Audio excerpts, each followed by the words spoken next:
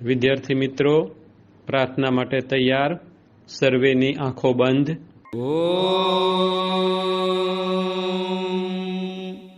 સહનાવતુ સહનૌ ભુનક્તુ સહ વીર્યં કરવાવહૈ તેજસ્વિનાવધીતમસ્તુ મા વિદ્વિષાવહૈ.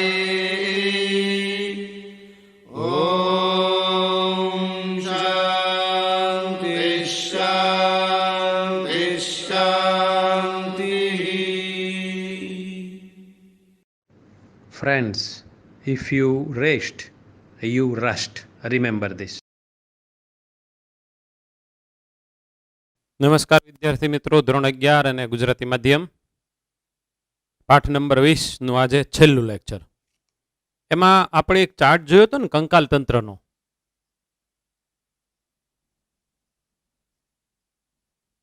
ટોટલ હાડકા 206, અક્ષીય કંકાલ તંત્ર, ઉપાંગીય કંકાલ તંત્ર. બરાબર યાદ છે? ઉપાંગીયની અંદર આપણે મેખલા અને ઉપાંગના અસ્થિ, ઉપાંગના અસ્થિઓ. આમાં આપણે મેખલામાં સ્કંદ મેખલા ભણી ગયા. સ્કંધ આ પૂરું. નિતંબ મેખલા બાકી ભણવાની. એવી રીતે ઉપાંગના અગ્ર પૂર્ણ, પશ્ચના બાકી, પશ્ચ ઉપાંગના અસ્થિ બાકી, એટલે કે આપણા પગના અગ્રના અને પશ્ચના. તો આજે આપણે ભણવાનું નિતંબ મેખલાના અસ્થિ અને પશ્ચ ઉપાંગના અસ્થિ. નિતંબ પ્રદેશ આ આપણો વિસ્તાર. આપણી જે કેળનડી અહીંયા જે હાડકું હોય ને, એ એક જમણી બાજુ અને બીજું એક ડાબી બાજુ, એક એક એટલે એક ને એક બે, દરેકને શ્રોણી અસ્થિ કહેવાય. તો નિતંબ મેખલામાં શ્રોણી 1 + 1 = 2. કુલ 2. સ્કંધના અડધું 2 અડધું 2 આખું 4. અક્ષક, સ્કંધાસ્થિ, ક્લેવિકલ, સ્કેપ્યુલા 2 થયા. 2 મોટા અને વજનદાર શ્રોણી અસ્થિથી નિતંબ મેખલાની રચના થાય. તો ઓલા સ્કંદ મેખલામાં જેવી રીતે સ્કંદ ઉલુખલ હતો ને, એમ આમાંય તે ખાડો હોય શ્રોણીમાં. એનું નામ શું પાડશું? નિતંબ ઉલુખલ. નિતંબ ઉલુખલ એની અંદર કોણ ફિક્સ થતું હોવું જોઈએ? તો આપણો જે જાંઘ વિસ્તાર છે એનું જે હાડકું છે, કે જે આપણા બોડીનું લાંબામાં લાંબુ હાડકું છે, એ પણ ભારે છે, વજનદાર છે. એનું નામ ફીમર. ઇંગ્લિશમાં પહેલા નામ યાદ રાખો, ફીમર. Femur, FEMUR. અને ગુજરાતીમાં ઉર્વસ્થિ. ઉર્વસ્થિ નહીં હો, રો તો આ આવી ગયું, વ ઉર્વસ્થિ તો આઈનું, ઉરોસ્થિ આઈનું. તો ઉર્વસ્થિ એનું જે શીર્ષ પ્રદેશ હોય એ આની અંદર ફિક્સ બેસે. તો આ જે 2 મોટા મોટા શ્રોણી છે ને, એ દરેક શ્રોણી કુલ 3 હાડકા ભેગા થઈને બને. એકને કહેવાય નિતંબાસ્થિ. નિતંબાસ્થિ. બીજું આસનાસ્થિ. અને ત્રીજું પુરોહ નિતંબકાસ્થિ. પુરોહ નિતંબ કાસ્થિ. આ 3 પહેલા તો છૂટા છવાયા હોય, પછી ભેગા થઈ જાય, અને એડલ્ટમાં તો ઈ એઝ એક તરીકે જ આપણે લેવાનું શ્રોણી. તો આની જેવું આપણે પહેલા એક વખત ભણીને બેઠા છીએ. ત્રિકાસ્થિ બન્યું, એની અંદર ખરેખર આપણે જોઈએ તો કશેરુકાઓ કુલ 5 હતી, 5 ભેગી થઈ ગઈ હતી, અને ત્રિકોણાકાર હતું. હું તમને બતાવું, આ એક એકમ તરીકે જ, એવી રીતને આ 3 ભેગા થઈને એક એકમ તરીકે જ વર્તે છે, ત્રિકાસ્થિની જેમ. તો આ જે શ્રોણી છે ને, એની હું આકૃતિ દોરું છું, દરેક શ્રોણીની. ઓકે, હેલી છે. આમ હોય ભાઈ, આમ આમ આમ આમ આગળની બાજુએથી ભેગા થઈ જાય. પુરો નિતંબ કાસ્તિ નામનું એમાં જે પડેલું એક ભાગ છે હાડકું, એ આગળની બાજુએથી ભેગું થાય એટલે અહીંયાથી ભેગું થાય આમ, અને આખે આખું આ શ્રોણી આમ કરીને પાછળ થાય એટલે આગળથી એટલે કે વક્ષ બાજુએથી ભેગું, તો અહીંયાની સંઘાન રેખા થાય, પૂરો નિતમ કાસ્તી સંઘાન રેખા, ત્યાં તંતુમય કાસ્તી આવેલું હોય વચ્ચે, એને કહેવાય પ્યુબિક સિમ્ફાઇસિસ, પૂરો નિતમ કાસ્તી સંઘાન રેખા. એ અહીંયા હમણાં આકૃતિ દોરવું એટલે તમને ખબર પડી જશે. તો એ આપણે દોરીએ છીએ અહીંયા.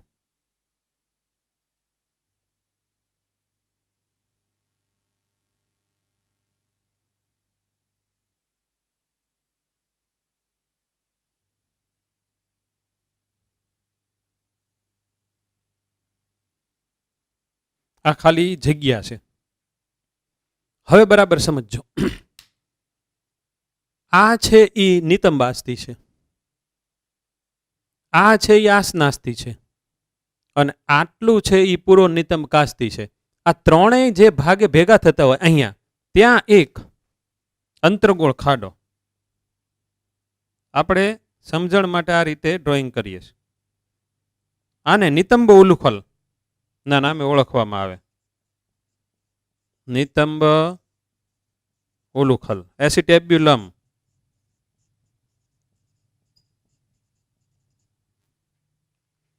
હવે આ તો એક થયું, આ છે એ વક્ષ બાજુ છે, આ અહીંયા ભેગું થાય છે, આ છે એ પૃષ્ઠ એટલે કે પાછળ છે, આવી રીતના આમ ગોળ છે. આપણી આગળ એની મસ્ત આકૃતિ પડી છે, આપણે જોશું. હવે બીજું અહીંયા આવી રીતને ડ્રો કરું, જોજો.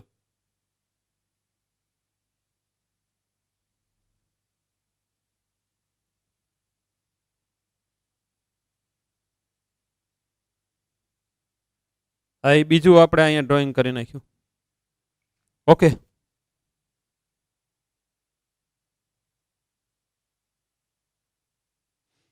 એ અહીંયા પૂરો નિતમ કાસ્તી સંયુગ્મન રેખા, સંઘાન રેખા, ઈ આ. તો આ એક ટાઈપનો જોઈન્ટ થઈ ગયો. જોઈન્ટ એટલે સાંધો. આપણે આગળ ઉપર સાંધાના પ્રકાર શીખવાના જ છે. જોઈન્ટ્સ,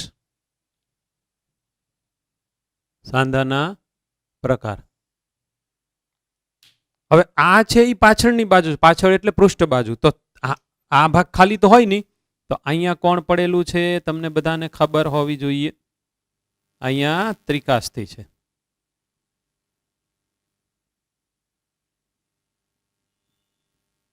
અહીંયા ત્રિકાસ્તી છે.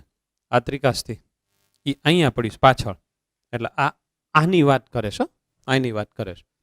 એટલે આમ હવે તમને આઈડિયા આવી ગયો, આખું આમ ગોળ છે. તો અહીંયા તે મૂકી દઈએ ને. આ કોણ છે? નિતંબ ઉલુખલ. હવે એની અંદર હું જાંઘનું જે હાડકું છે ને, લાંબામાં લાંબુ ઉર્વસ્થિ, એનો શીર્ષ પ્રદેશ,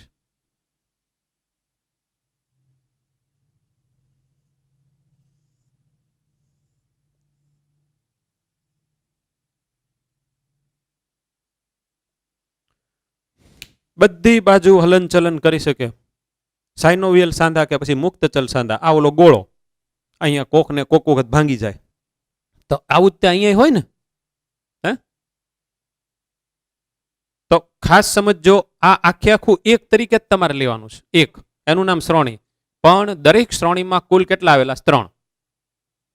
નિતંબ મેખલા ભણી રહ્યા છીએ એટલે મુખ્ય નિતંબાસ્તી. આપણે બેઠીએ ત્યારે જે હાડકું આસન બને, આસનાસ્તી, અને પૂરો નિતંબ કાસ્તી. અને જોડાણ થયું ત્યાં ઇંગ્લિશ લખી નાખીએ, ઓલું ગુજરાતી તો આમ નામ યાદ રહેશે. પ્યુબિક સિમ્ફાઇસિસ. પ્યુબિક સિમ્ફાઇસિસ. MBBS ના ફર્સ્ટ યરમાં આ બધું આવવાનું છે. તો અત્યારે તમારી આગળ ફૂલ ટાઈમ છે. હ્યુમનનું જેટલું આવશે ને એટલું, જેટલું હું અહીંયા તમને ઇંગ્લિશ ને એ બધું મૂકું ને એ બધું તમારે કરી જ નાખવાનું.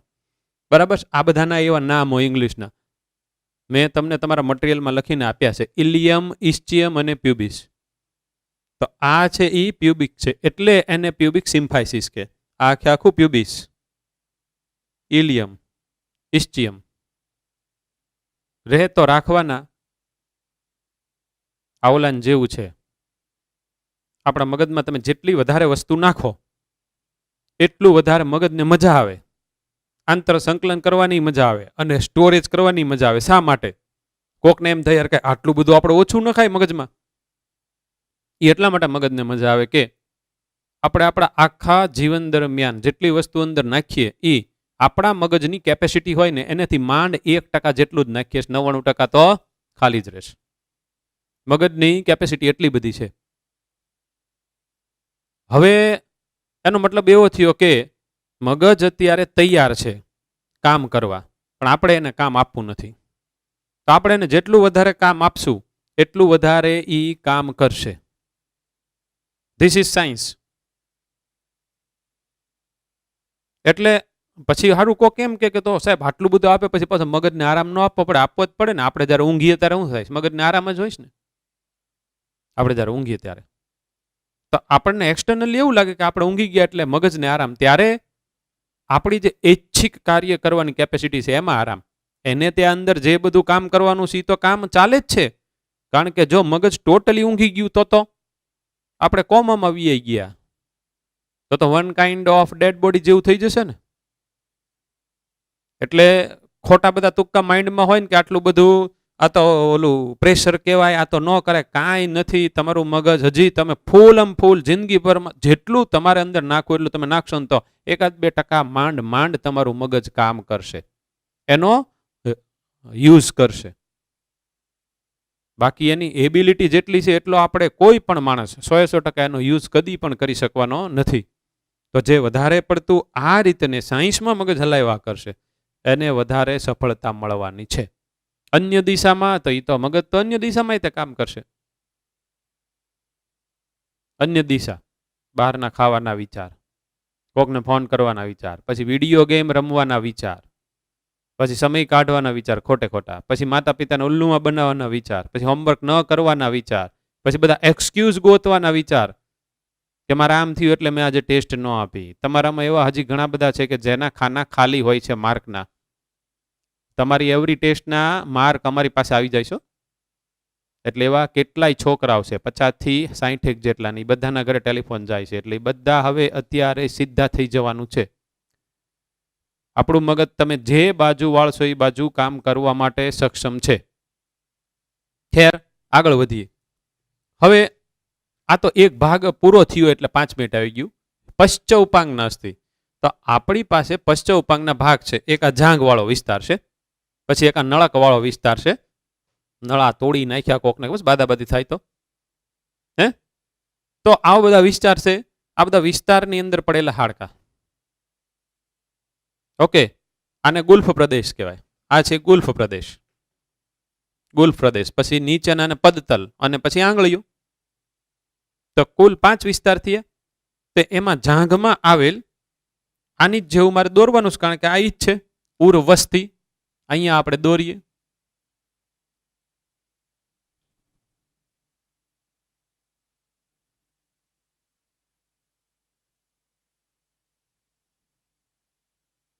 લાંબામાં લાંબુ છે. હવે સમજજો, હવેનું જે દોરું છું ઈ ટીબિયા. આનું નામ ટીબિયા. તો હું આમ ઉભો રહું તો આ નળકનું થયું, એટલે આ છે ઈ થયું આમ સામેથી અહીંયા. અને એની પાછળ આની પાછળ ફિબ્યુલા હોય. આ ફિબ્યુલા એની પાછળ છે. ટીબિયા, ફિબ્યુલા, ફીમર, ઉર્વસ્થિ. હવે ગુલ્ફ પ્રદેશના 1 2 3 4 5 6 ને 7 દોરી નાખ્યા. 7 હોય ગુલ્ફ પ્રદેશના. એનું નામ છે ગુલ્ફાસ્થિ. બરાબર. હવે આવે પદતલના પશ્ચ ગુલ્ફાસ્થિ. લાંબા 1 2 3 4 અને 5 પશ્ચ ગુલ્ફાસ્થિઓ. અને પછી આંગળાના આવી જશે. એને આપણે શું કહેશું? અંગુલ્યાસ્થિઓ. તો અંગુલ્યાસ્થિઓ સ્ટાર્ટ કરી દઈએ. 1 2 1 2 3 1 2 3 1 2 3 1 2 3 પગ થઈ ગયો રાઈટ. ગુલ્ફાસ્થી, પશ્ચગુલ્ફાસ્થી, અંગુલ્યાસ્થી, ઉર્વસ્થિ ફીમર, ટિબિયા ફિબ્યુલા. અને હવે બરાબર સમજો, જો હવે હું પાછો આવી રીતને ઉભો રહી ગયો તો અહીંયા ઢાંકણી હોય ખબર છે, ત્રિકોણ આકાર આમ હોય અહીંયા, આને ઢાંકણી કહેવાય, ઇંગ્લિશમાં એને પટેલા કહેવાય.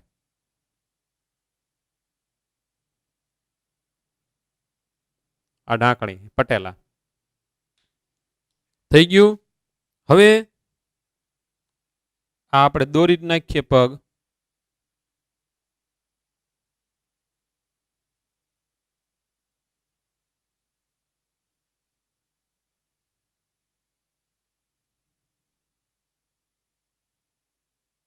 થઈ ગયો ભાઈ. આ બધા ઈ ભાગ થઈ ગયા. એકેયના નામ હું લખવાનો નથી, એકડો બગડો તગડો જ લખવાનો છું. હું અહીંયા બોલીશ ખરો, પણ તમારે આનો સ્ક્રીનશોટ પાડવાનો, તમારે પાછી આ ફિગર દોરવી દોરવાની, નહીં તો નહીં દોરવાની. પણ સ્ક્રીનશોટમાં 1 એટલે આ, 2 એટલે આ, પછી 3 એટલે આ, એવું તમારે રિવિઝન કરવાનું છે તમારી પાસે રાખીને. તો 1, પછી આ ઢાંકણી 2, ટિબિયા 3, ફિબ્યુલા 4, ગુલ્ફાસ્થી 5, પશ્ચગુલ્ફાસ્થી 6, અંગુલ્યાસ્થિઓ 7. થઈ ગયું બધું. તો કુલ કેટલા થયા તમે ગણો તો 1 2 3 4 ને 7 11 ને 5 16 ને 14 30 30 જ થાય. એટલે આના પાછા પશ્ચના 30 + 30 જ થાય. આપણે આગળ લખેલું જ છે, આના 60 થશે, આના 60 થશે, 60 ને 60 120, આના 6 થશે એટલે અહીંયા 126 થશે, અહીંયા 80, અહીંયા 206. લાસ્ટ ટાઈમનું જે બોર્ડ વર્ક છે એ તમારી પાસે પડ્યું જ છે. તો આ તમને યાદ હોવું જોઈએ. હવે આ બધામાં જે સાંધા રચાય એની આપણે વાત કરીએ. હાડકા ભેગા થાય એના જોડાણ સ્થાને, કે પછી અસ્થિ અને કાસ્થિના જોડાણ સ્થાને સાંધા રચાય. સાંધાથી શું થાય? તો કે ઈ એક ટાઈપના, જો તમને બરાબર ખબર હોય તો ઉચ્ચાલનના પ્રકાર તમે બધા ભણીને બેઠા હો.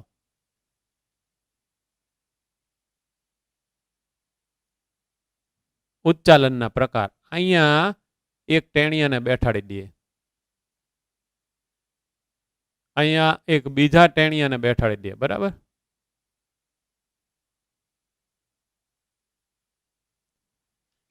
ઓલું લોલક ડોલક થતું હોય ને, આ છે ઈ પ્રાઇમરી ઉચ્ચાલન, પ્રાથમિક. આ એનું કેન્દ્ર બિંદુ, એને ફલક્રમ કહેવાય. આધાર આપતું કેન્દ્ર બિંદુ ફલક્રમ, અથવા આપણે આધાર બિંદુ કી.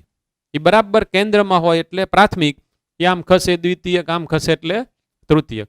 આપણા સાંધા આ ફલક્રમ નું કામ કરે છે. જ્યારે સ્નાયુઓનું સંકોચન થાય ત્યારે એના કારણે જે એક પાવર જનરેટ થાય, એ પાવર જે જનરેટ થયો હોય એનો ઉપયોગ કરી અને આપણે આ બધું હલનચલન કરીએ છીએ, એમાં આ સાંધાનો રોલ ખૂબ જ તે અગત્યનો છે. હવે હું અહીંયા આમ આ જે કોણીનો સાંધો છે ને અહીંયા રાખું, અને અહીંયા કાંઈક વસ્તુ મૂકે, હું એને પકડું અને પછી મારે એને ઉપાડવી હોય, તો સાંધો વળ્યો ને આમ થયું ને. તો આણે કોની જેવું કામ કર્યું? આ બિંદુ જેવું, આધાર બિંદુ જેવું, એટલે કે ફલક્રમ જેવું. તો હવે આ સાંધા કઈ રીતને વળશે, કેવી, ક્યાં વળશે, આમ વાળવોશ, આમ વાળવોશ. હારો અમુક બધી દિશામાં વળે, અમુક આ જો એક જ દિશામાં વળે છે. આ કોણીનો સાંધો, હું કાંઈ બ્રેક ડાન્સ નથી કરતો ભાઈ, દાંતો કાઢો છો. આ એક જ દિશામાં વળે, આમ ન વળે, આમ ન વળે. ક્લાસરૂમ હોય તો મારા બેટા 3-4 જણા આગળની બેચ વાળા એમ કે સાહેબ એમ વળે હો, અમે જો 3 હારું આવીએ ને તો વળે. આ તો મારે તો સારું થઈ ગયું, ફાયદો થઈ ગયો, ઓનલાઈન છે એટલે, બરાબર? તો આમ કે આમ, આ જે બધી મુવમેન્ટ થાય બધી દિશામાં, કે પછી એક દિશામાં, કે પછી થોડીક, એની ઉપર બધા અસર કરતા પરિબળો પણ વિવિધ હોય. આ બધું તમારે MBBS ની અંદર આવશે કે ભાઈ એની ઉપર ઇફેક્ટ કોણ કરે. તો એ જે ઇફેક્ટ કરતા હોય ને પછી એમાં કોઈ જાતના બધા ડખા થાય તો એના આધારે સાંધાને કારણે જે હલનચલન થતું હોય, આપણી બધી મૂવમેન્ટ થતું હોય, એની અંદર વાંધો આવે.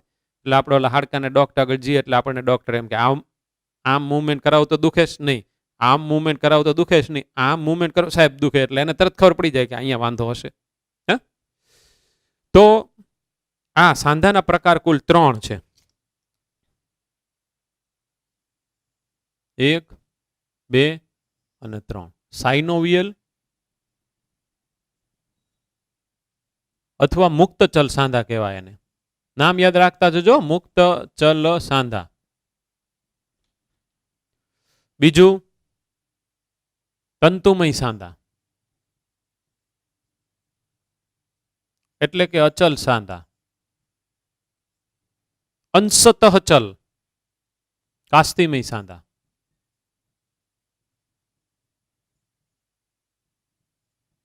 અંશતઃ ચલ થોડી ઘણી મૂવમેન્ટ હલનચલન હોય જ નહીં, મુક્ત રીતે હલનચલન કરી શકે. મેં જે હમણાં તમારી સામે મૂક્યો આ કંદુકુલુખલ કે આ પછી કોણી કે આપણી ની, આ બધાનો સાંધો છે એ બધા મુક્ત ચલમાં આવશે. એનું બીજું નામ સાઇનોવિયલ સાંધા શા માટે પડ્યું એ પણ હમણાં હું તમને સમજાવું છું. પહેલા આ જોઈએ, ફાઇબ્રસ જોઈન્ટ. તંતુમય સંયોજક પેશીને કારણે 2 હાડકા જોડાયેલા. ક્યાં હોય ખબર છે? આપણી જે ખોપરી છે આખી એની અંદર આજે મસ્તક પેટીના અસ્થિઓની વચ્ચે. જો હું અહીંયા એનું ડ્રોઈંગ કરું છું, તમને બધાને મજા પડી જશે. આપણે ઓલું છાલિયા જેવું નહોતું જોયું? તમને ખબર હોય તો ઓલા ખોપરીની ઉપરનું આ, એમાં આ એક હાડકું, આ બીજું હાડકું, મધ્ય કપાલી. આમ રાખું તો આથી અગ્ર કપાલી, આ મધ્ય કપાલીની વચ્ચે અહીંયા જો બધા ને કરકરિયા દેખાય છે. અને સ્યુચર કહેવાય, C1. કરકરિયા એમાં વચ્ચે સંયોજક પેશી છે, ફાઇબ્રસ કનેક્ટિવ ટિશ્યુ, તંતુમય સંયોજક પેશી એવી ગોઠવાયેલી છે ને આ હલનચલન ન કરીએ કે જો થોડા કહી દે, એટલે અચલ કહેવાય એને. દોરીઓ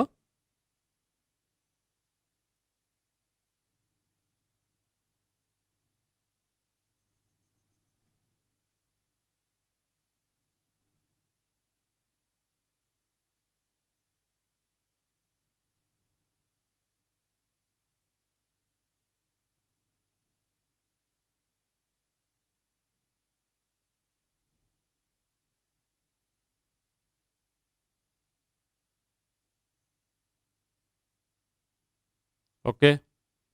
તો હું જે વાત કરી રહ્યો છું આ માનો કે 1, 2, 3, 4 અસ્થિ છે, મસ્તક પેટીના અસ્થિ અહીંયા છે.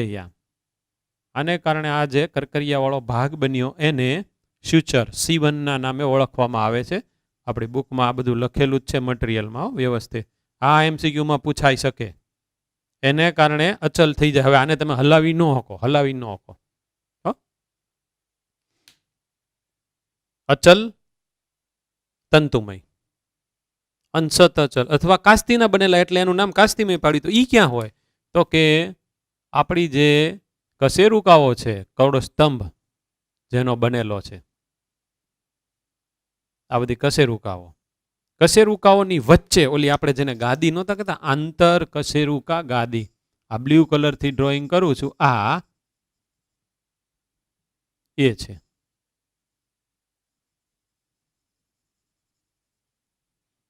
તો આ બધી ગાદી છે એ બધી કાસ્તીમય છે. ઘસારાની સામે રક્ષણ આપશે ને, આપણે થેકડો મારશું તો આમ થશે, પાછું હરખું થઈ જશે. એટલે હાવ કાંઈ આવી રીતના આમ ન થાય. એટલે એ જે યાંત્રિક આંચકો હોય આમ કરીને ઘસાવા કરે આ બે એની સામે રક્ષણ આપે. જેને ગાદી ઘસાઈ જાય ખૂબ પેઇનફુલ કન્ડિશન થાય, કારણ કે ત્યાંથી પાછી ઓલી કરોડરજ્જુ ચેતા બહાર આવતી હોય, એ ચેતા પાછી દબાય, કશેરુકા ભેગી થાય, એની બંને પાર્શ્વ બાજુએ સાઈડમાં ચેતા બહાર આવતી હોય. હું તમને બતાવું 2 કશેરુકા લઈને. આ 2 કશેરુકા આપણે લાસ્ટ ટાઈમ જોઈ જ હતી. આ આમ કરીને ભેગી થાય, એમાં અહીંયા એક કાણું હોય, અહીંયા એક કાણું હોય, અહીંયાથી કરોડરજ્જુ ચેતા બહાર આવતી હોય. અને આ ગાદી હોય, આ અહીંની ગાદી ઘસાઈ જાય, આ આમ થઈ જાય, તો નેચરલી જે ચેતા બહાર આવતી હોય એની ઉપર થોડું ઘણું દબાણ થવાનું હોય. એટલે ત્યાં બધા ડખા થાય. એના રૂટમાં અલગ અલગ રીતના બધા ડિઝીઝ થાય. તો આ અંશત થોડું ઘણું હલનચલન થઈ શકે. આપણે હાલતા હોય ત્યારે ત્યાં થોડુંક ઘણું પાર્શિયલ મુવમેન્ટ આવે, થોડી ઘણી એનામાં મુવમેન્ટ આવે, એટલે એને શું કીધું? સંસત ચાલ. હવે સાઇનોવિયલ સાંધા મુક્ત રીતે હલનચલન કરી શકે, એટલે તો એને આપણે સમજવા માટે હું અહીંયા બે હાડકા દોરું, બરાબર? બે અસ્થિ નજીક નજીકના. આ સમજણ માટેની આકૃતિ છે. એના જે છેડા હોય ને મિત્રો, ત્યાં ઉપર આખું કાસ્તી જ હોય, આખી પ્લેટ કહેવાય એને, કાસ્તીની આખી પ્લેટ હોય. આને આપણે રેડ કલરથી ડ્રોઈંગ આપી દઈએ. રેડ કલર એટલે કાસ્તી છે, ઘસાવા ન દે. હવે એક પટલ હોય, પડ, એને સાઇનોવિયલ કલા કહેવાય. એટલે જ આ સાંધાને, આ મેં અત્યારે પટલ ડ્રોઈંગ કર્યું, સાઇનોવિયલ કલા. સાઇનોવિયલ કલા. અને એમાંથી ઉત્પન્ન થયેલું સાઇનોવિયલ દ્રવ્ય, ફ્લુઇડ, આ સાંધામાં વચ્ચેના ભાગમાં આ જે ગુહા છે, એમાં આ જે કેવિટી છે ને, પોલાણ છે, એની અંદર હોય. ઘર્ષણ નિરોધક, લ્યુબ્રિકન્ટ તરીકે.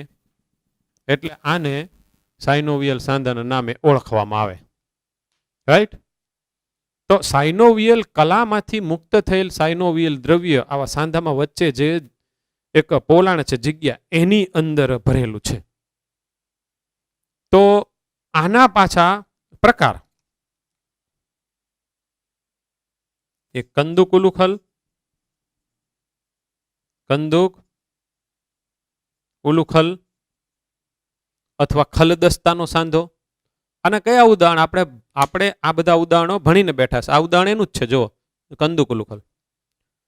શ્રોણી અસ્થિમાં આવેલ નિતંબ ઉલુખલ ની અંદર ઉર્વસ્થી અથવા ફીમરના શીર્ષ પ્રદેશ બંધ બેસે. એક અંતરગોળ હોય, બીજો બહિર્ગોળ હોય. બીજું કયું આપણે લીધું હતું? તો કે બીજું આપણે આ લીધું હતું, ઈ જોઈ લઈએ.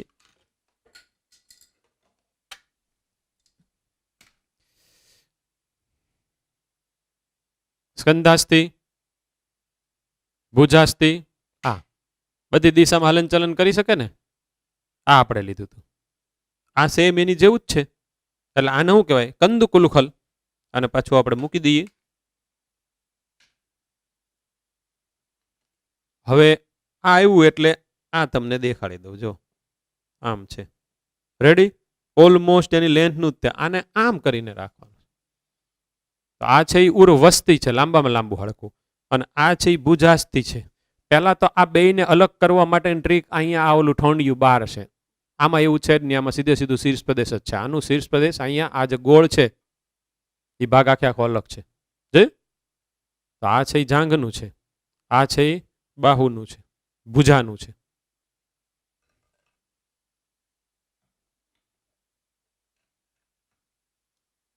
પછી મિજાગરાનો સાંધો.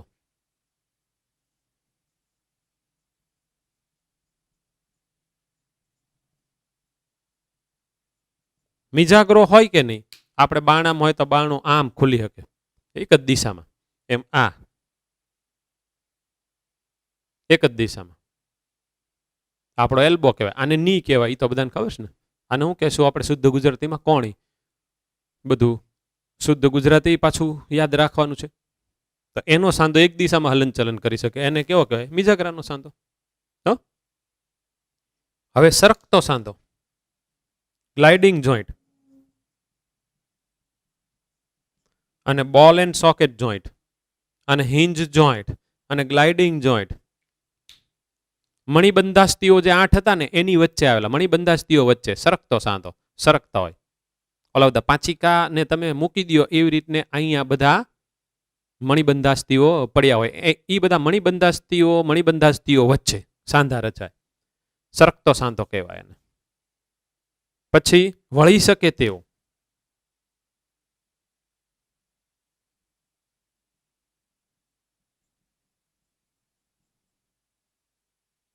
Saddle joint, gliding joint, English એ લખી જ નાખું, બોલ એન્ડ સોકેટ જોઈન્ટ. તો સોકેટ આ થયું, બોલ આ થયું હિંજ જોઈન્ટ, મિજાગરાનો સાંધો. આ ક્યાં છે ખાસ સમજો. મણિબંધાસ્થી અને આ જે અંગૂઠો છે એનું જે પશ્ચમણી બંધાસ્થી છે એની વચ્ચે, એટલે આની વાત કરી રહ્યા છે, આની વાત કરી રહ્યા છે. ઓકે. અને પછી ઉખળી સાંધો, પીવોટ.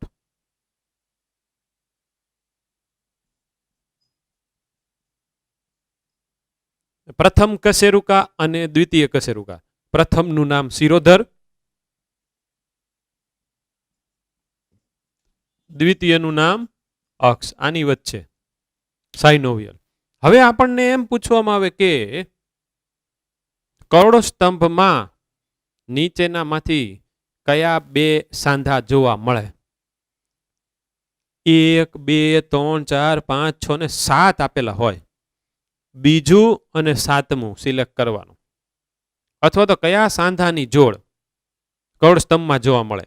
એમાં એ માં આપ્યું હોય અંશતઃ ચલ અને ઉખળી, બી માં આપ્યું હોય અંશતઃ ચલ અને વળી શકે તેવો, સી માં આપ્યું હોય અંશતઃ ચલ અને અચલ, ડી માં આપ્યું હોય ગમે એ બે. ક્વેશ્ચન પૂછવાની ટ્રીકો અલગ અલગ રીતની હોય. આ મેં જે તમને વાત કરી એ તમને આઈડિયા આવી ગયો. ઓકે. તો આપણે હમણાં જ આ તો મેં તમને બતાવી દીધું. હું તમને આની પણ સરસ ફિગર બતાવવાનો છું, અને નિતંબ ઉલુખલ ક્યાં હોય એ પણ બતાવીશ, કારણ કે આપણી આગળ શ્રોણી છે. પણ ભાઈ જોજો, શ્રોણી આ આખું આમ છે, તો અહીંયા ખાલી જગ્યા છે, પણ આપણી પાસે જે છે શ્રોણી એની અંદર આ જે નિતંબાસ્તી છે ને આમાં પણ થોડીક જગ્યા એ બધા છોકરાએ તોડી નાખ્યું. બતાવું તમને. આ ઓલો ખાડો છે. કયો ખાડો? નિતંબ ઉલુખલ. આની અંદર કોણ બંધ બેસે? આમ પડ્યું એમ માનો, અહીંયા આમ પડ્યું એમ માનો. આ ખાડાની અંદર કોણ બંધ બેસશે? ઉર્વસ્થી નો શીર્ષ પ્રદેશ. આ ખાડાની અંદર બંધ બેસશે. બધી દિશામાં હલન ચલન. આની જેવું જ થયું, આઈનો જે સાંધો હતો એવું જ થયું. તો આ આખું નિતંબાસ્તી છે, એમાં અહીંયા કાણું છે, એ ઓરિજિનલ ન હોય. આ તો આપણા જે બધા MBBS-માં ગયા હોય બધા વિદ્યાર્થીઓને ભણવાનું પૂરું થાય ને એટલે આપણને આવા હાડકા આપી જાય કે સાહેબ આ તમને કામ લાગશે. આ બધા વિદ્યાર્થીઓ જો આપણા એ બધા વેચે નહીં, વેચે તો એને પૈસા આવે, એની બદલે આપણને આપી જાય કે આપણા સાહેબને કામ લાગશે. તો આપણા સાહેબ જે બધા વિદ્યાર્થીઓને ભણાવે છે એને પણ કામ લાગશે. એટલે આવા બધા અમુક અમુક આપણા હાથમાં આવ્યો હોય.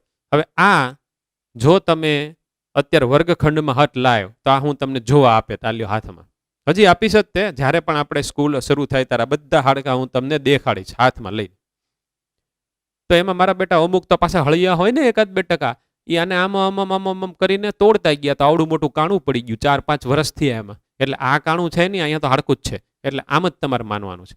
હવે આ તમને દેખાડું, આ જે ઓરિજિનલ ભાગ છે એ આ છે, એ હવે તમને આઈડિયા આવી ગયો. બરાબર છે? આ હાડકું છે, આપણે અહીંયા જે આમ કર્યું હોય. ઓકે. પણ આપણી આગળ એક જે ફિગર છે એ તે ઓરિજિનલ જ છે, એટલે એમાં પણ તમને ખબર પડી જશે. કંદુકુલુખલ. હવે જો અહીંયા આ સાંધો કયો? કંદુકુલુખલ. મિજાગરો, સરકતો, વળી શકે તેવો. તો હારા 4 તો ખાલી આમાં જ આવી ગયા. 5મો પ્રથમ દ્વિતીય શિરોધર અને અક્ષ વચ્ચે. અહીંયા આ એ નથી, ઉભા રહ્યો હમણાં, આમ ખાલી કરી નાખો. એ ઉખળી સાંધો. આ બધા કયા આવે? સાઇનોવિયલ, મુક્ત ચલ સાંધા, મુક્ત રીતે હલનચલન કરી શકે એવા. હવે જુઓ, આપણે પહેલા જેટલા હાડકા ભણીએ બધાનું રિવિઝન સપોઝ કરવું તો અક્ષીયથી આપણે શરૂઆત કરીએ ને. 80 હતા ને? 80. ખોપરીમાં 29 હતા. અહીંયા દ્વિત 1 અને મધ્ય કર્ણના હથોડી, એરણ અને પેંગડું 3 ને 3 6 ને 7 તો થઈ ગયા. હવે 22 રહ્યા. એમાં મસ્તક પેટીના 8 અને ચહેરાના 14. નામ યાદ રાખ્યા છે ને?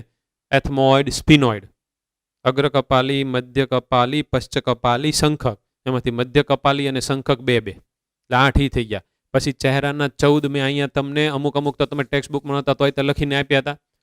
લેક્રિમલ, ઝાયગોમેટિક, નાસાસ્થી, પછી અંતઃ નાસાસ્થી, કોંચી, ઉપલું જડબું, પછી નીચલું જડબું, આ બધા આપ્યા હતા. એના નામ તમને યાદ હોવા જ જોઈએ. આટલા ભાગના 29 કર્યા. રેડી? ઉરોસ્તી, વક્ષ બાજુએ ચપટું લાંબુ 1. તો પછી પૃષ્ઠ બાજુએ કૌડ સ્તંભ. હવે ડોકમાં કશેરુકા, તો ઈ કુલ 7 હતી, એટલે કે ગ્રીવા કુલ 7. પછી ઉરસીય કશેરુકા 12, પછી કટી કશેરુકા 5, અને પછી ત્રિકાસ્તી 1 અને પૂછાસ્તી 1, એટલે 7 ને 12 19 ને 5 24 ને 1 25 ને 1 26 થઈ ગઈ. પછી આપણે પાંસળીઓમાં આવીએ તો કુલ 12 જોડ હતી, એમાંથી 1 થી 7 જોડ સાચી, 8મી 9મી 10ની એકબીજાની સાથે જોડાય અને 7મીની સાથે કાસ્તીથી જોડાયેલી વર્ટિબ્રોકોન્ડ્રલ રિપ, અને છેલ્લી 11મી ને 12મી જોડ એ પોતે આગળની બાજુએથી એકદમ મુક્ત, એટલે એને આપણે તરતી પાંસળી કહેતા. દરેક પાંસળીને બાયસિફેલિક કહેતા, કારણ કે પૃષ્ઠ બાજુએ 2 એની પાસે જોડાણ સ્થાન. અહીંયા આપણે આકૃતિ દોરી આમ કરીને. તો આટલો ભાગ પૂરો થઈ ગયો. 2 અક્ષક, 2 સ્કંધાસ્તી, એટલે 2 ને 2 4 થઈ ગયા. પછી સ્કંધાસ્તી યાદ આવે એટલે સ્કંધ ઉલુખલની અંદર ભુજાસ્તી, ભુજાસ્તી, અર્ય પ્રકોષ્ઠાસ્તી, મણિબંધાસ્તી, પછી પશ્ચમણિબંધાસ્તી ને અંગુલ્યાસ્તી. 1 1 1 8 5 અને 12. એવી રીતે પછી આજનું શ્રોણી 2 મોટા, ઉર્વસ્તી, પટેલા એટલે કે ઢાંકણી, ટીબિયા ફિબ્યુલા, ગુલ્ફાસ્તી, પછી પશ્ચગુલ્ફાસ્તી અને અંગુલ્યાસ્તી. હવે તમારા માઇન્ડમાં આખો મેપ ફિક્સ થઈ ગયો છે કંકાલ તંત્રનો. આમ કરીને બહાર કાઢો એટલે ફટાફટ બધા બોલવા માંડો કે આમાં આવા આવા, અહીંયા આ હોય, અહીંયા મધ્ય કપાલી હોય, અહીંયા શંખક હોય, અહીંયા પશ્ચ કપાલી હોય, ના કોઈ તો ના શાસ્તી હોય, નેઝલ બોન. આ તમને ખબર પડી જ જાય, રાઈટ? આ મેપ આખો તમારા માઇન્ડમાં હોવો જોઈએ. હવે આ અસ્થિ સાથે સંકળાયેલા થોડાક રોગો ને પછી સ્નાયુની સાથે સંકળાયેલા રોગો આપણી આગળ સ્લાઇડ છે, પણ તમે પહેલા થોડુંક સમજી લ્યો. ઘણીવાર એવું થાય કે આપણા રોગ પ્રતિકારક તંત્રના ઘટકો આપણા અમુક બધા ભાગની ઉપર એટેક કરે, તો એના કારણે જે રોગ થાય એને સ્વરોગ નિયંત્રક રોગ પ્રતિકારક તંત્રનો રોગ થયો કહેવાય. એને સ્વપ્રતિરક્ષાનો રોગ પણ કહેવાય. દાખલા તરીકે એક હું મૂકું છું, સંધિવા. સંધિવા એટલે સાંધામાં થતો દુખાવો, જે સામાન્ય રીતે મોટી ઉંમરના દાદા દાદીઓ એમાં તમે સાંભળ્યો છે કે ભાઈ સાંધામાં દુખાવો થાય. એ તે આવી ટાઈપનો, એને ઇંગ્લિશમાં કહેવાય આર્થરાઇટિસ. આર્થરાઇટિસ આમાં બધા ટાઈપ હોય, ર્યુમેટોઇડ આર્થરાઇટિસ નહીં, આપણે એટલું બધું ડિટેલમાં નથી જવાનું. બીજો છે એ અસ્થિ સુશીરતા, એટલે કે ઓસ્ટિયોપોરોસિસ.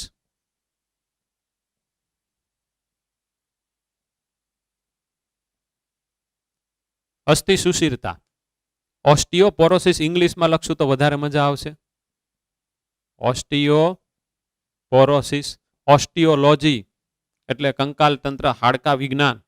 એની અંદર પોર, હાડકામાં પોર થઈ ગયા.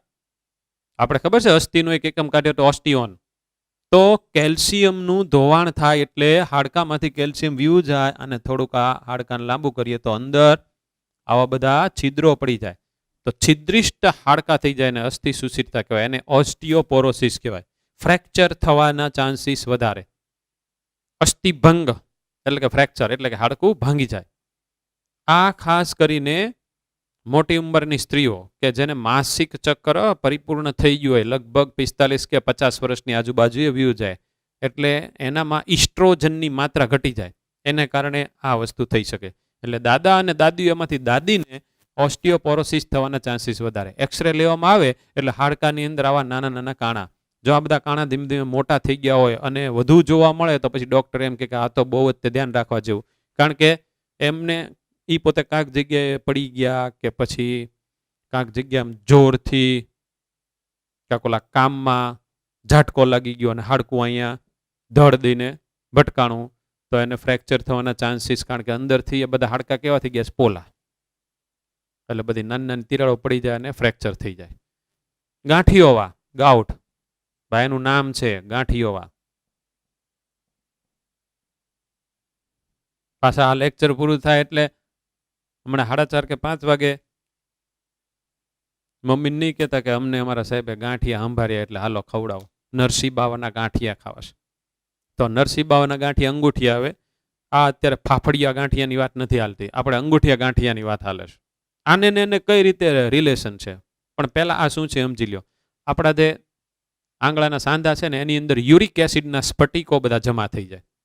જનરલી આપણા હાથના અને જે બધા આપણા પગની આંગળીઓના સાંધો એમાં થાય, પણ કોઈ પણ સાંધાની અંદર થઈ શકે. પણ આ એના મેજર સાઇટ છે.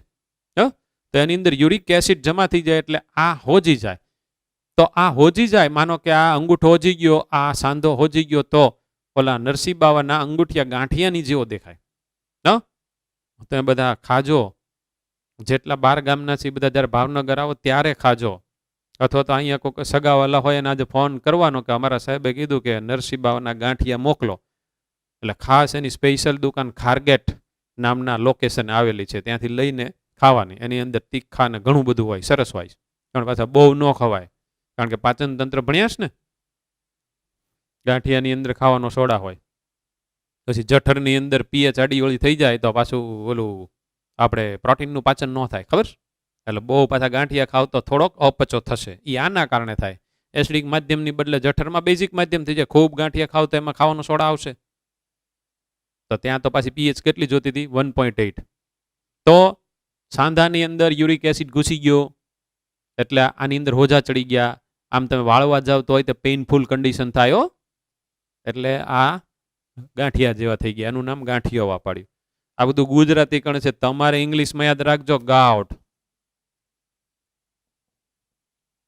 આર્થરાઇટિસ, આર્થ્રોપોડા સંધિપાદ, આર્થરાઇટિસ, આર્થો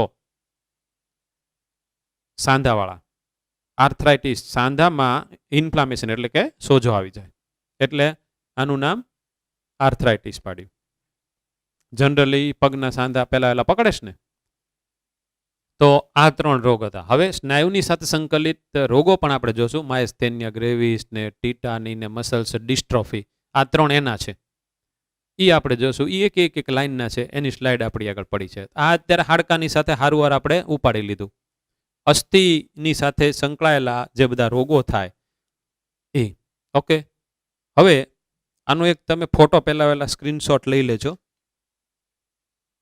જેને સ્ક્રીનશોટની વ્યવસ્થા ન હોય એને પાછા આપણે સ્ક્રીનશોટ મોકલીએ. એક લઈ લ્યો.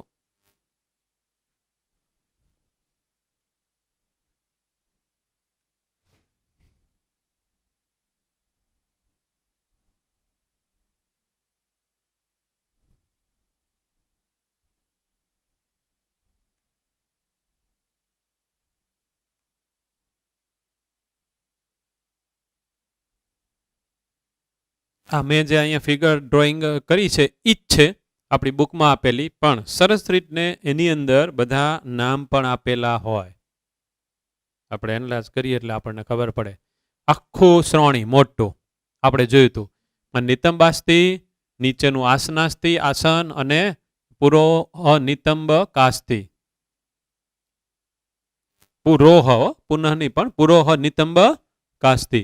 અને અહીંયા બનશે ઓલી સંગાન રેખા, જોડાણ સ્થાન. અને આ છે એ ત્રિકાસ્તી હોય, એટલે આની વાત કરે છે. આની વાત કરે છે ત્રિકાસ્તી. ઉપર જઈએ, આમાં બધા નામ લખેલા છે. પહેલું એલું ઉર્વસ્તી, લાંબામાં લાંબુ, ક્યાં ભાગે છે આ ઉર્વસ્તી લાંબુ. પછી ઢાંકણી, ટીબિયા, ફિબ્યુલા. ટીબિયા ફ્રન્ટ સાઈડનું બહારનું, ટીબિયા પાછળની બાજુએ ફિબ્યુલા. ગુલ્ફાસ્તીઓ, ઈ જ ફિગર આવી કા, ગુલ્ફાસ્તી, પછી પશ્ચ ગુલ્ફાસ્તી, અને આ છેલ્લે અંગુલ્યાસ્તી.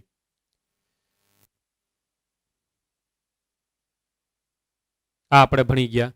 હવે જો આ હું જે તમને વાતચીત કરતો હતો ત્રિકાસ્તી પાછળ ઈ આ થઈ ગયું. આખું તમને ક્લિયર થશે. આ આગળ વક્ષ બાજુએ આ ઓલું પ્યુબિક સિમ્ફાઇસિસ. અહીંયા કોણ હોય? કાસ્તી પડી હોય ઈ. બોલ ઈ આ થયો આપણા માટે. અહીંયા આ ખાડો મેં તમને દેખાડ્યો ને, ઈ ખાડો મેં તમને દેખાડ્યો. આ ખાડો. તો 3 ભેગા થાય છે. ઇલિયમ, ઇસ્ચિયમ અને પ્યુબિસ. નિતંબાસ્તી નો થોડોક ભાગ હોય, પછી પૂરો નિતંબાસ્તીનો ભાગ છે, આસનાસ્તીનું છે. જોયું? 3 ભેગા થાય ત્યાં આ ખાડો હોય. ખાસ યાદ રાખવાનું. તો આ ફિગર સરસ છે. સ્ક્રીનશોટ લેવો હોય તો આનો લઈ લેવાનો.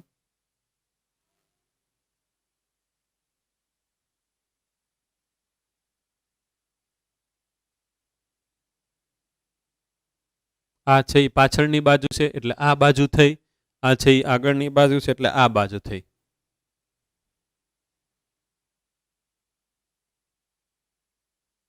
સ્કંધાગ્ર પ્રવર્ત. આ આખું બોર્ડ વર્ક જે મેં અહીંયા પાછળની બાજુએ કર્યું છે, આનો પણ તમારે સ્ક્રીનશોટ લેવો હોય તો લઈ લેવાય. સઘન તંતુમય સંયોજક પેશીના બધા તંતુમય સાદા. એટલે આ અચલ છે, અંશતઃ ચલ છે અને મુક્ત ચલ છે. હવે આવ્યું સ્નાયુ અને કંકાલ તંત્રની અનિયમિતતાઓ. તો પહેલું માયસ્થેનિયા ગ્રેવિસ, સ્નાયુની જે બધી અનિયમિતતાઓ છે એમાં જે એક બે લાઈનના રોગો છે. સ્વરોગ પ્રતિકારક રોગ જે ચેતાસ્નાયુ સંગાનને અસર કરે, ન્યુરોમસ્ક્યુલર જંક્શન, ચાલક અંતઃપટ્ટી. તો યાદ કરો કે ચેતાસ્નાયુ સંગાનની અંદર ઓલું એસિટાઇલ કોલાઇન સ્ત્રવતું હતું અને ત્યાંથી પછી મેસેજ સંવેદના સ્નાયુઓના સંકોચન માટેની ધીમે ધીમે ઓલી ટી નલિકાની અંદર નીચે ઉતરતી હતી. યાદ આવે છે?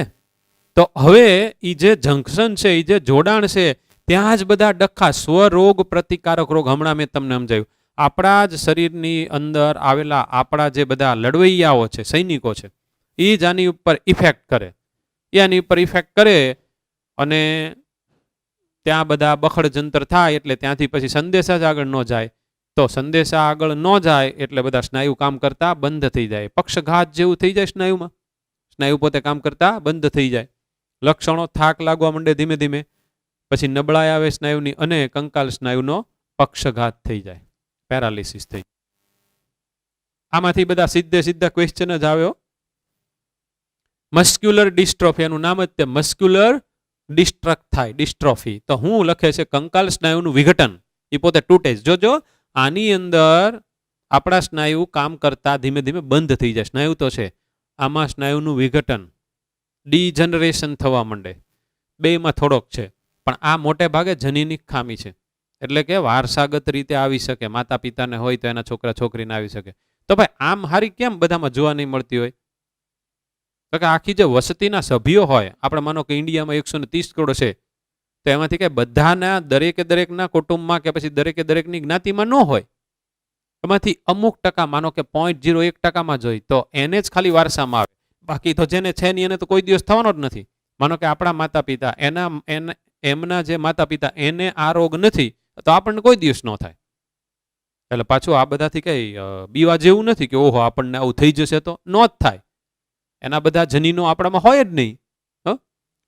પછી ટીટેની, ઝડપથી આપોઆપ થતું સ્નાયુનું સંકોચન તો હાલું ખૂબ સંકોચન થઈ જાય તો સ્નાયુ આખા સ્ટીપ થઈ જાય, આખા બધા કઠણ થઈ જાય. આપણે આ અત્યારે આમ કરીને દાબીએ તો થોડુંક બધું પોચું હોય, પણ આ એટલું બધું સંકોચન, આ બધું કઠણ થઈ જાય. થવાનું કારણ હું જોજો, બરાબર યાદ રાખજો. શરીરના પ્રવાહી લખે છે, શરીરનું પ્રવાહી કોઈ એક અંગિકાની અંદર આવેલ આયનની વાત નથી. શરીરના પ્રવાહીમાં રહેલ કેલ્શિયમનું ઓછું પ્રમાણ. હવે શરીરનું પ્રવાહી દેહ જળ, તો આપણામાં જે બધા ઉચ્ચ કક્ષાના પ્રાણી હોય એની અંદર મુખ્યત્વે એક બ્લડ હોય એટલે કે રુધિર, અને બીજું લિમ્ફ હોય એટલે કે લસિકા. એની અંદર કેલ્શિયમ ઘટી જાય ત્યારે એને આને બેને કનેક્ટિવિટી શું છે એ જાણવા માટે પાછું આપણે એમબીબીએસમાં જવું પડે.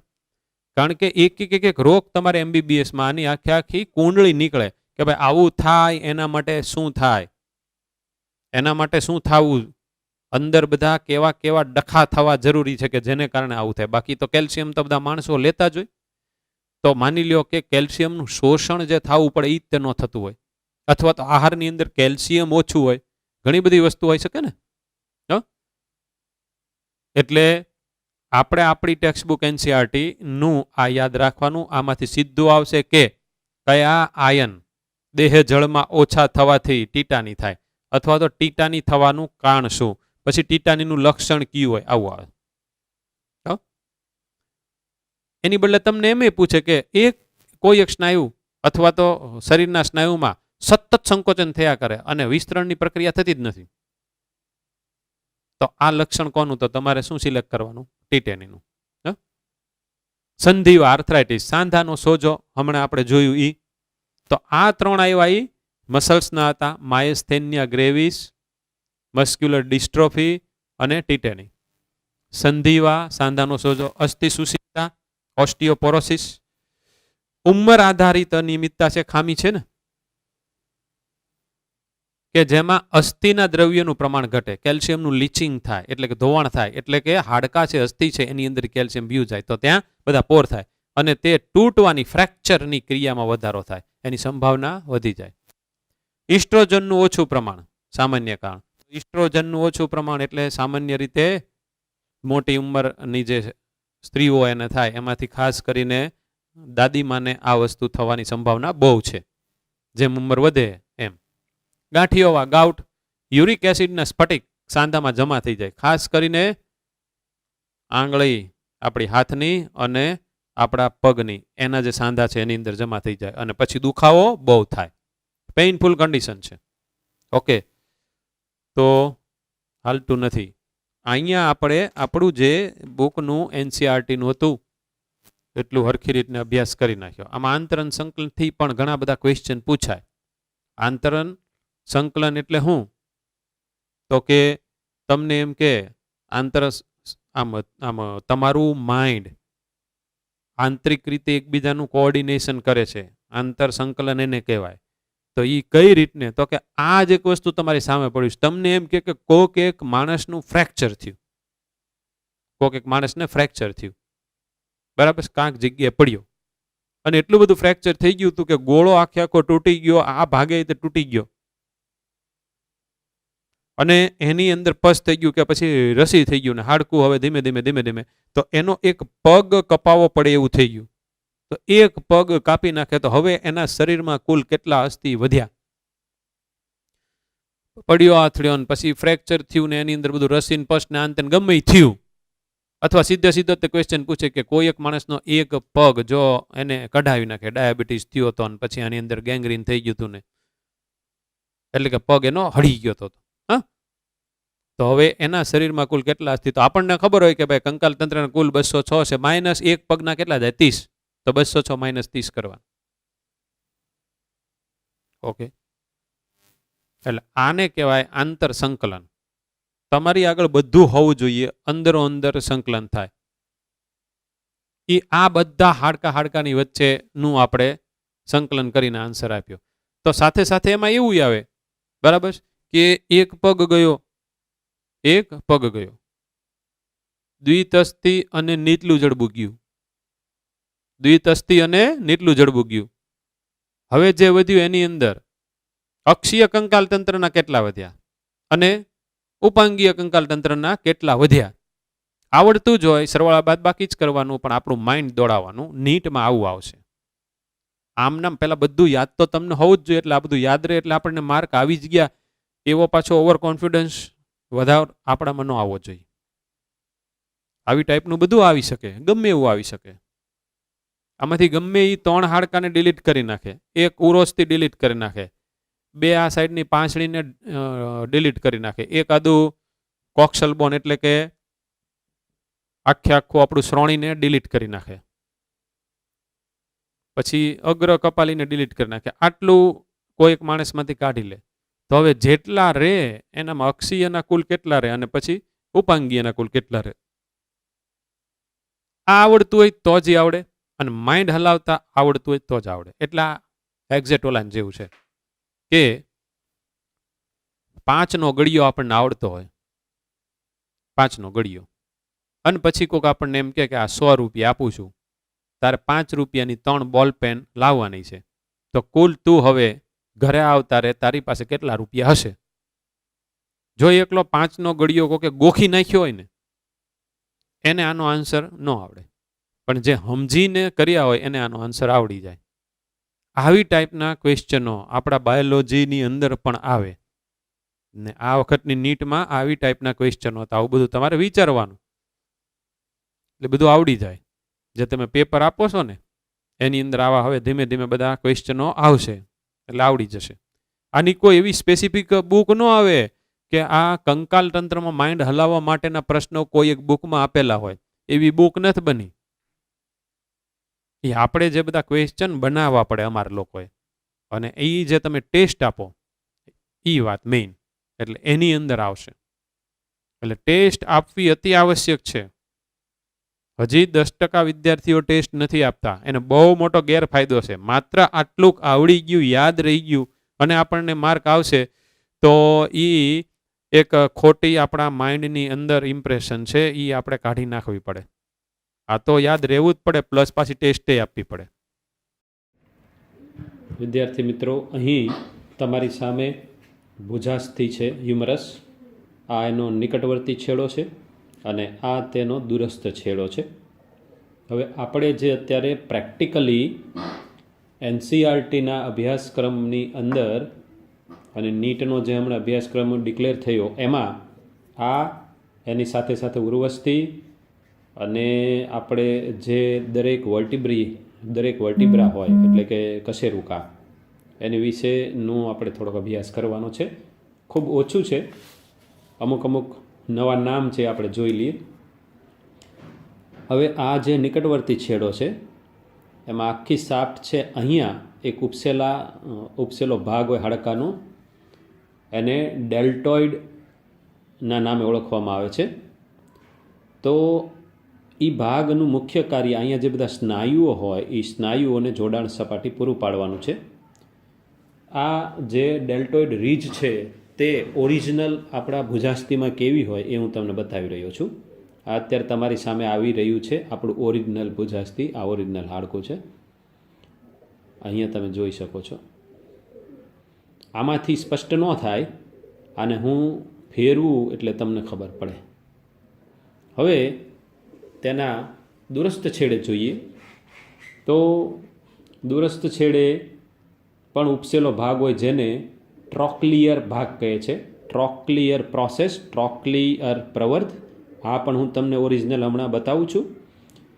આ ભાગથી અહીંયા રેડિયોલના એટલે કે અરીય પ્રકોષ્ઠાસ્થિના નિકટવર્તી છેડા સાથે અહીંથી કોણીનો સાંધો બનશે. આવા ખાડા હોય બધાના ફોસ્સા કહેવાય. આ બધાના અલગ અલગ નામ હોય. આપણે તો એ દરેક ફોસ્સાના દરેક ખાડાના નામ યાદ રાખવાનું નથી. આ બધું તમારે MBBSમાં આવવાનું છે. અને આમાં નાનું છિદ્ર હોય, કાણું હોય, જેમાંથી રુધિર વાહિની અંદર જાય. કારણ કે અલ્ટિમેટલી આ એક અંગ છે તો આ પણ પેશીનું જ બનેલું. અને આપણને ખબર છે કે અસ્થિ એક સંયોજક પેશી છે, અંદર અસ્થિ મજ્જા હોય તો એમને બ્લડ સપ્લાય આપવું જોઈએ. આનો હું તમને દૂરસ્થ છેડો પણ ઓરિજિનલી બતાવી આપું એટલે તમને ખ્યાલ આવે. આ નિકટવર્તી છેડો છે, દૂરસ્થ છેડો. આને આપણે ઉલટું કરી નાખીએ એટલે આ એકચ્યુઅલી દૂરસ્થ છેડો થયો.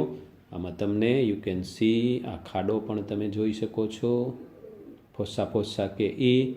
અને આ આપણે જેનું નામ પાડ્યું ટ્રોક્લિયર ભાગ, તો આનો દૂરસ્થ છેડો છે. આ રીતે બતાવવો હોય તો પણ બતાવી શકાય. આ ઓરિજિનલ, આનો ઓરિજિનલ પાર્ટ. તો ભુજાસ્થિમાં આટલું. આનું તમને મટીરિયલ મેં જે અત્યારે સમજાયું એ બધું લખેલું ગુજરાતીમાં મટીરિયલ પણ અવેલેબલ થઈ જશે. હવે આપણે જોઈશું ઉર્વસ્થિ. અહીં આપણા શરીરનું લાંબામાં લાંબુ હાડકું ઉર્વસ્થિ ફીમર છે. આ એનો નિકટવર્તી છેડો, આ એનું હેડ છે, શીર્ષ, અને આ એનો દૂરસ્થ છેડો છે. નિકટવર્તી છેડે આવો એક ઉપસેલો ભાગ, એનું નામ પાડું છું ટ્રોકેન્ટર. આની સાથે જે અહીંયા બધા જાંઘના સ્નાયુઓ હોય તે પણ જોડાયેલા હોય છે. અને તેના દૂરસ્થ છેડે બે ભાગ ઉપસેલા. ખોપરીના પશ્ચ છેડે જેમ બે કોન્ડાઇલ્સ હતા એવી રીતના અહીંયા પણ આ ઉપસેલા બે કોન્ડાઇલ છે. હમણાં આને પણ આપણે ઓરિજિનલી જોઈએ છીએ. તો આ લેટરલ ને મીડિયલ કોન્ડાઇલ, આ બધા નામ તમારે MBBSમાં આવશે. અત્યારે આપણે આ બે ખાલી કોન્ડાઇલ્સ હોય એ જ યાદ રાખવાનું. અને અહીંયાથી આપણને ખબર છે કે ટીબિયા અને ઢાંકણી ભેગા મળી અને અહીંનો સાંધો રચે, નીનો સાંધો રચે. હવે હું તમને ઓરિજિનલ ઉર્વસ્થિ, આ ઉર્વસ્થિનો નિકટવર્તી છેડો બતાવું છું. એમાં હમણાં તમને ખબર પડશે. આ એનો નિકટવર્તી છેડો છે અને જે ટ્રોકેન્ટર છે એ હું તમને બતાવું છું. સી આપણે ચારેય બાજુ રોટેટ કરી શકીએ એટલે આપણને ખ્યાલ આવે. આ બધા લેબોરેટરીમાં પણ હાડકા મૂકશું, એ તમારે આવીને જોઈ લેવાના. હવે એના દૂરસ્થ છેડામાં જોઈએ તો અમે ગોઠવ્યું, બે condyle original. You can see here this two condyles, wonderful. આ તમે ત્યાં લેબોરેટરીમાં જઈ, બહારની લેબોરેટરીમાં જઈને પણ જોજો. આના આ બધાના ભાગોના નામ હોય, આ બધા ભાગના નામ હોય ડિટેલમાં. આ તમે આકૃતિમાં પણ જોઈ શકો છો કે ઘણા બધા ભાગોના નામ આપેલા જ છે. આ બધું તમારે MBBSમાં આવશે. આ એક એ લોકોની પ્રેક્ટિકલની બુક છે, એમાં આટલીક વસ્તુ આપી છે, એટલે આટલી આપણે જોઈ લેવી જોઈએ. હવે આપણે મૂવ કરીશું કશેરુકા, કે જે મેં તમને ઓલરેડી ક્લાસરૂમમાં બતાવીશ, પણ હજી એક વખત જોઈ જઈએ. અહીં તમારી સામે કશેરુકા છે. કશેરુકાનું જે મુખ્ય બોડી છે, મુખ્ય દેહ છે, તેને સેન્ટ્રમ અથવા કશેરુકા કાય. આપણે આને નાના નાના કટકા કરીને દેખાડ્યા હતા. આપણે જ્યારે મધ્યગર્ભ સ્તરમાંથી અગ્રથી પુચ્છ સુધી લંબાયેલ સ્થિતિસ્થાપક દંડ જેવો ભાગ ઉત્પન્ન કર્યો હતો, મેરુદંડ. હવે અહીંયાથી આ બે કમાન નીકળે. આ બે કમાન, આ એકચ્યુઅલી પૃષ્ઠ બાજુ છે, આ સાઈડ છે એ વક્ષ બાજુ છે, એ ભેગી થઈ અને આવા બધા સ્પાઇન બનાવે. પ્રોસેસ એટલે કે પ્રવર્ત બનાવે. આને અનુપ્રસ્થ પ્રવૃત્ત કહેવાય અને આ મુખ્ય ચેતાનો સ્પાઇન કહેવાય. એટલે આ પાર્ટ છે અને આ બે પાર્ટ છે. એની સિવાય અહીંયા બે ઉપસેલા ભાગ દેખાય છે, એ બધાનાય નામ હોય, પણ આપણે તો અત્યારે neural spine, transverse process, neural canal એટલે ચેતા નાલી એવી કે જેની અંદર કરોડરજ્જુ આવેલો હોય, અને સેન્ટ્રમ એટલે કે કશેરુકા કાય. હવે આ હું તમને ઓરિજિનલ બતાવી રહ્યો છું. આપણે એના બધા વ્યૂ જોઈ લેશું. C you can C just like this. તો આ થયો ન્યુરલ સ્પાઇન, આ બંનેથી આ ટ્રાન્સવર્સ એટલે કે અનુપ્રસ્થ પ્રવર્ધો, આ આપણું આખું સેન્ટ્રમ, અને આ મારી જે બોલ પેન છે એ ખરેખર કરોડરજ્જુનો રોલ પ્લે કરી રહી છે. તો કરોડરજ્જુ આ કરોડસ્તંભના એકમ કશેરુકાની અંદર ફિક્સ થયેલું. હવે આને હું ફેરવું છું. હા, એમને જ રહેશે. દિસ યુ કેન સી. આ T12 છે, થોરેસિક 12, લૌરસીય 12મી છેલ્લી. આ બધાની ઓળખને બધું જ તમારે MBBSમાં આવવાનું છે. So this is the original thing. પણ આ બધા નામ આપણને યાદ હોવા જોઈએ. ન્યુરલ સ્પાઇન, અનુપ્રસ્થ એટલે કે ટ્રાન્સવર્સ પ્રોસેસ એટલે કે પ્રવર્ધ, સ્પાઇન એટલે આમ તો કાંટો થાય, આ ભાગ ઉપસેલો છે એટલે, પછી આ સેન્ટ્રમ. ઓકે. હવે પછી દેહજળ વાળો એટલે કે હાર્ટ વાળો લેસન શરૂ થવાનો છે.